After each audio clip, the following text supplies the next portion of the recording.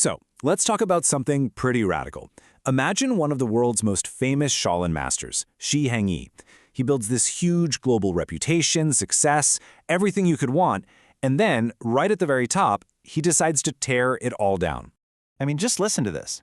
This is the paradox we're going to get into today. He says, I built this up, and I knew I have to do it, meaning take it down. He built this entire empire, this global identity, and felt this powerful, undeniable pull to just dismantle it. And that's really the big question, isn't it? Why would anyone, especially a master at the peak of their game, just willingly tear down everything they've worked for?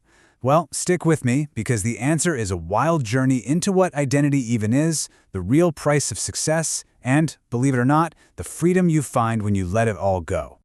Okay, so before we can get why he let it all go, we first have to understand what he actually built and the internal battle it was causing. You see, as his fame just kept growing and growing, he started to realize something. This identity he created, Shi Hengyi, the Shaolin master, it was becoming a cage. He could feel himself getting to the top of a mountain, and he knew what goes up must come down. The more he clung to this persona, the harder the fall would be. He knew he had more to lose. But what's really fascinating here is that the very thing that drove him to build that cage, it all started from this deep wound from his childhood. So let's dig into where all that ambition really came from. Now, his parents, his masters, they all meant well. Of course they did. They wanted him to be better, to have security in his life. But what he heard, what he felt, was this constant message: it's not enough. You know the feeling. Get a B on a test? Great, but why wasn't it an A?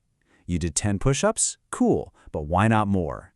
This forged this relentless, almost desperate drive inside of him to constantly prove that he was good enough. So what happens when you're under that kind of pressure? Well, he calls himself a lonely wolf. He learned that the only person he could truly rely on was himself. He kind of shut down emotionally, to shield himself from that feeling of never measuring up. And all that pain, all that energy, he channeled every last bit of it into martial arts. It was his refuge. The rules were clear. You put in more effort, you get better results. And, well, it worked. It turned him into this incredible high achiever. And this quote just hits the nail on the head. His success was off the charts. No one could deny that. But success and happiness, they are not the same thing. Being a high achiever just meant he could do things other people couldn't. It had absolutely nothing to do with his inner peace or contentment. So now let's look at how this whole pattern of taking everything on himself, of being the lonely wolf, played out in his adult life. And, spoiler alert, it led to a pretty devastating cycle of betrayal. That same lonely wolf mentality drove him to always put other people first, even when it hurt him. He saw it as kindness, He'd solve their problems, carry their burdens for them. It all came from that same childhood need to be good enough for everyone around him. He finally had a breakthrough when he thought of this powerful analogy. He realized that by constantly giving people fish, by solving their problems for them, he was actually just making them dependent on him. It was a trap for them and for him. Real kindness, he figured out, was teaching them how to fish for themselves. That's what creates real freedom for everybody. But man, the cost of learning that lesson was just staggering. He says that 90%, 90, of the people he helped so much, the ones he pulled up with him, ended up betraying him. Some just showed zero gratitude. But others went so far as to blackmail him for millions of euros. Just unbelievable.